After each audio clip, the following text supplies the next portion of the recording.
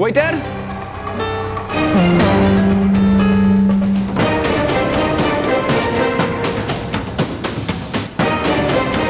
Sir. Ma'am কি বলছে শুনুন।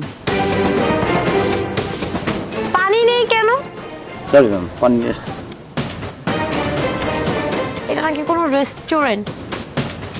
আমার এক ফ্রেন্ড লাস্ট সপ্তাহে এখানেই খেয়েছিল, বললো ওদের খাবার নাকি খুব ভালো।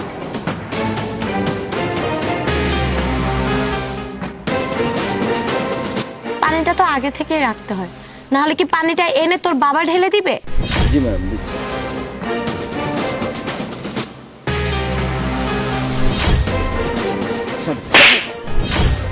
ছোট লোকের বাচ্চা, একটা সার্ভিস তোরা ঠিক মতো দিতে পারিস না, তাহলে রেস্টুরেন্ট খুলে কেন বসেছিস? আমিও বুঝি না এই ধরনের ওয়েটারদেরকে কে চাকরি দেয়। আর তুমি এমন একটা ছোট লোক মার্কা রেস্টুরেন্টে আমাকে নিয়ে আসছো, পুরো ড্রেসটা এমন নষ্ট করে দিছে। সকাল থেকেই মুডটা খারাপ যাচ্ছে, আমারই উচিত হয়নি তোমার সাথে এখানে আসা। আর তুই এখানে দাঁড়িয়ে থেকে আমার মুখ না দেখে যা এখান থেকে। ওকে আমার চোখের সামনে থেকে যেতে বলো। তার আগে তুমি বলো, তুমি যে কাজটা করেছো সেটাকে ঠিক করেছো? না হলে একটু পানি পড়ে গিয়েছে। Look, no one can hit accurately every time. তুমি কাজটা একদমই ঠিক করো।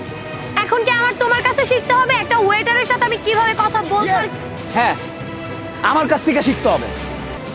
সে একজন তোমার বাবার বয়স। কাজটা তুমি একদমই ঠিক করো নাই। সরি বলো। আমি বলবো তাকে সরি। স্টুপিড কোথাকার, তোমাকে কতক্ষণ ধরে বোঝাচ্ছি তুমি বোঝো না? তোমার মাথায় কি যাচ্ছে না? ছি, কার সাথে সংসার করছি যে কিনা মুরব্বীদের সম্মান দিতে জানে না। আরে তুমি আজকে ওনাকে মারছো, কালকে তো তুমি আমার বাবার গায়ে হাত তুলতে দ্বিধাবোধ করবে না। এভাবে সম্ভব না, আমি তোমার সাথে থাকতে পারবো না। শোনো, আমি যা করেছি রাগের মাথায় করেছি। I am sorry. আমাকে না, ওনাকে বলো। আপনি প্লিজ কিছু মনে করবেন না, হঠাৎ করে রাগের মাথায় আমি আপনার সাথে এমন করে ফেলেছি। আপনি প্লিজ কিছু মনে করবেন না। না না স্যার, ঠিক আছে। আপনারা যে আপনাদের ভুল বুঝতে পারছেন, এতে আমি খুশি। আপনি আপনি বরং একটা কাজ করুন, আপনি আমাদের জন্য একটা ফ্রাইড রাইস,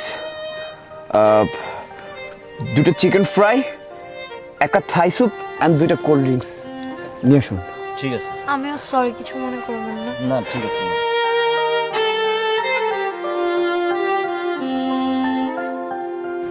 রাগটা একটু কন্ট্রোল করো প্লিজ। এরকম বিহেভ করলে মানুষ তো মনে কষ্ট পাবে।